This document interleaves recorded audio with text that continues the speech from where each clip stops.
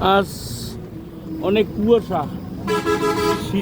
শীতের চেয়ে কুয়াশাটার প্রখরতাটাই বেশি। শীত আসলে তেমন না, কুয়াশাটার অন্ধকার। আজকে আমি ঢাকা যাচ্ছি দীর্ঘ 9 দিন পর। সবার সাথে মিলেমিশে থাকলাম আনন্দ বেদনায়, আজকে চলে যাচ্ছি। এটাই নিয়তি। আসলে আপনার দুনিয়ায় আমি আমার বাবার যে পৈতৃক যে ঘরটা তুলছিলাম, ওই সকালবেলায় খবর পেলাম সেই মিস্ত্রি মারা গেছে। ওনার নাম কি যে মারা গেল? খলিল মিস্ত্রি।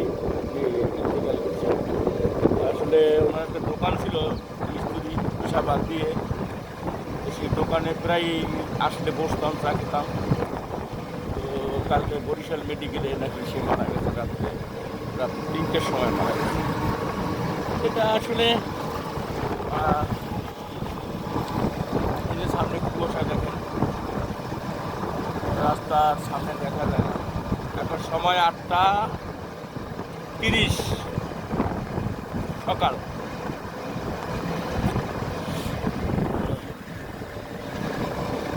আমি এই দীর্ঘ 15 বছরের জীবনে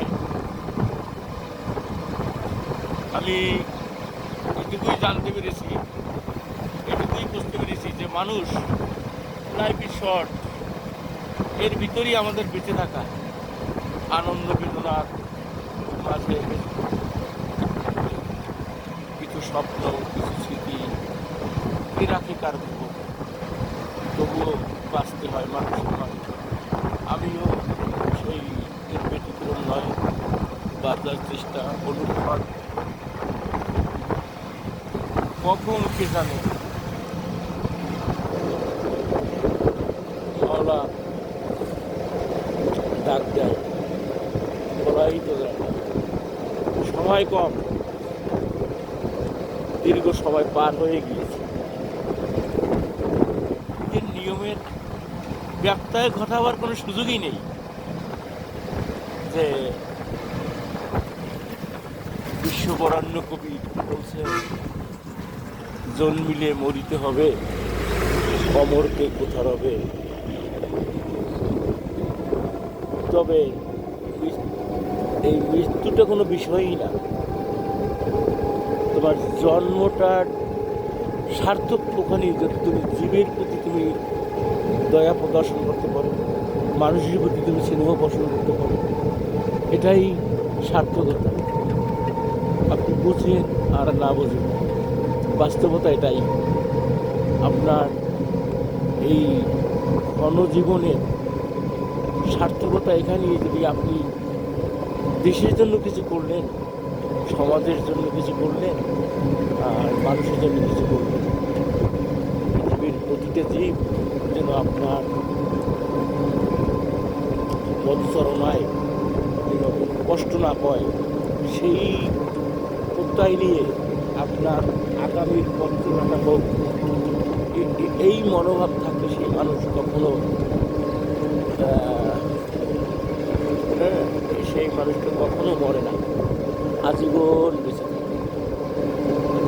সমাজ, ধর্ম, সংসার, এই তো জীবনকেই, এর তোর বাড়তি কিছু নেই, এর কিছু বেশিও না কমও না।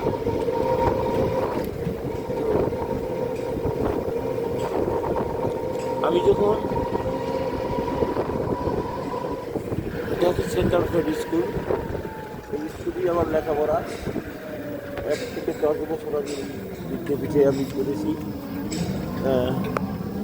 স্কুলটাই।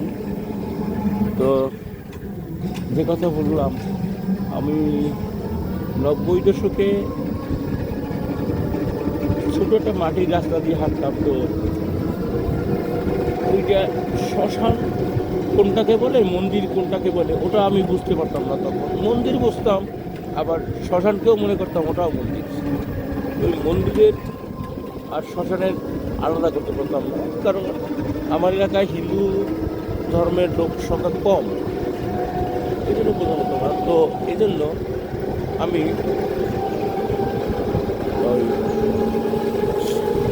একটা শ্মশানের উপরে লেখা দেখতাম, লেখাটা কিছু কিছু লেখা আছে সেটা মনে রেখাপাত করে, ওই লেখাটাই দেখতাম যে লেখাটা এমন যে, রে পথিক পথ ভুলে কোথায় যাও, নয়ন মুদিয়ে দেখো এই পথ তোমার।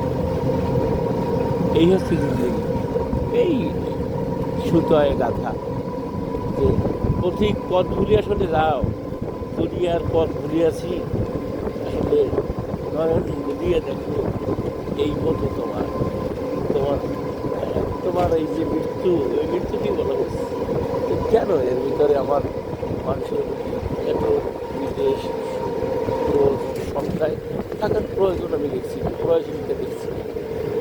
তো আল্লাহ সবাইকে ভালো রাখুক। আমি কথা বলতে বলতে মাদ্রাসা দিয়ে গাড়িতে উঠে এখন নিউ মার্কেট পার হচ্ছি। তো আমি 9টায় গাড়ি, গ্রিন লাইন, এখান থেকে আমি ইনশাল্লাহ ঢাকার উদ্দেশ্যে রওনা হচ্ছি। আল্লাহ রাব্বুল আলামিন